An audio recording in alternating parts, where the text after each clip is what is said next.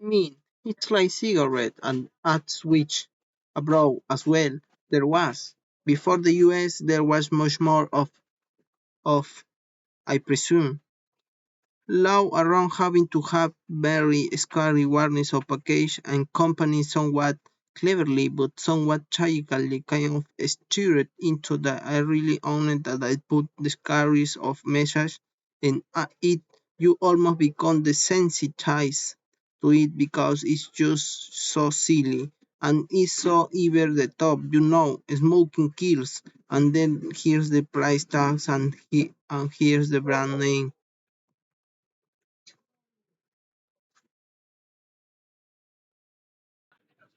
Like you start to look past those kind of details too. So I'm not sure even that is all that effective. But someone who's looked at this and studied it can perhaps attest quantitatively just how effective it's been. Yeah, indeed. Well, it's scary to know that our power may have been reflected visibly on somebody's servers, a big website like Facebook. Related to that, another of topics that I saw of dog into a little bit yesterday, or not yesterday, a few days ago, was Gmail confidential mode, a new feature that they are starting to roll out. Yeah, I saw that just in March. Just in March, one of the articles on Google Blogs discussed this. What should you understand what they offering now as a service? I have to reread back through the article. So from what I understood, though, it was encrypting not P2P emails, but encrypting the email sort of towards a sort of profile, towards a center point, and then forwarding that encrypted email to the other person of the receiving end. But I remember reading in the article that P2P encryption wasn't something that they were actually going to start implementing just yet. Yeah. And this is a kind of delusion of security or confidentiality. In fact, in fact, I was I was just reading after you sent me this link of the EFF's website, the Electronic Frontier Foundation, who are really very progressively minding security conscious, privacy conscious individuals as a group. They noted how this really isn't confidential. Google Google of course still has access to the plain text of your email. They don't claim to be encrypting in peer-to-peer. Google, of course, still has access to plain text of your email. They don't claim to be encrypting in it peer-to-peer. So they're not being disingenuous. But I think they too are sort of creating and implying a property confidentiality that isn't really there. And what it does for those unfamiliar is when you send an email in Gmail, if you or your company enable this feature, I think it might still be in beta mode or in trial mode.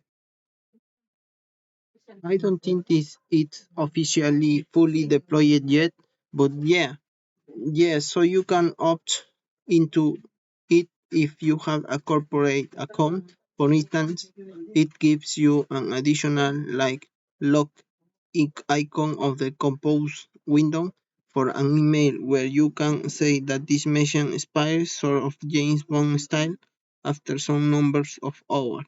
You can add an SINS code to it so the human who is receiving it has to type in a code that they get on their cell phone. And so it also prevents users from for, forwarding it, for instance, therefore accidentally or intentionally sending it to someone else. But there's that fundamental issue because you start to condition people potentially into thinking of this is confidential. No one can see the message that I'm sending on that I receive. But there is the fundamental issue because you start to condition people potentially into thinking of, oh, this is confidential. No one can see the message that I sending or that I receive, and that's just baloney, right? And you or I could take out our cell phone right now and not screenshot, put photograph anything of our screen. You could certainly highlight and copy paste it into some other email. And so I think these kind of features are dangerous if user don't really understand what's going on. And honestly, this is going to be a perfect topic in CS50 itself or CS50 for MBAs or for GDAs in Harvard where they schools. Because if you really push off on this, what does confidential mean? Well, not really much. You're just kind of, it's more a social contract between two people. Like, okay, I won't forward this. It's just raising the bar. It's not stopping anything. Part of this kind of reminds me too of the point you like to mention in most of the courses that you teach in that security doesn't really mean much just by virtue of seeing somebody sees a padlock icon in the browser. It in, let's say, Bank of America. That doesn't necessarily mean that anything that they see is secure. Yeah, well, that that too. I mean, there too. We humans learned years ago will maybe shouldn't be putting padlocks in place that have no technical meaning for exactly reason. People just assume it means something that it doesn't. So when we seem to as human to repeat this mistake. And this isn't to say that I think this is a bad feature. Frankly, I wish that I could somehow signal to recipients of email. I send sometimes please don't forward this to someone else because it's not going to reflect well or it's going to sound overly harsh or whatever the email is. You sometimes don't want other people to see it even if it's not the end of the world if they actually do.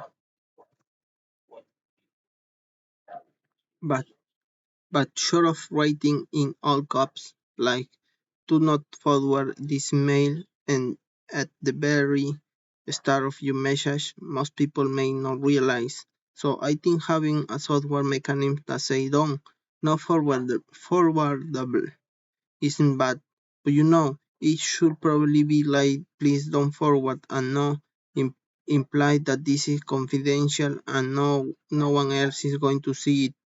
Do you think that there is some sort of risk involved in making this email self-destructive in as much as maybe it will bite people sort of in the future when maybe they want to look back on records that are important like this? Could be. I mean, there too, I suspect there are business motivation for this. Could be. I mean, there too, I suspect that there are business motivation for this, for retention policies, where there may be laws or policies in place where companies do or don't want to keep information raw because it can come back to bite them. And so maybe it's a good thing if a mail do expire after some amount of time, so long as that's within the letter of the law. But but I presume it's motivated in part by that. So this is a software technique that help with that.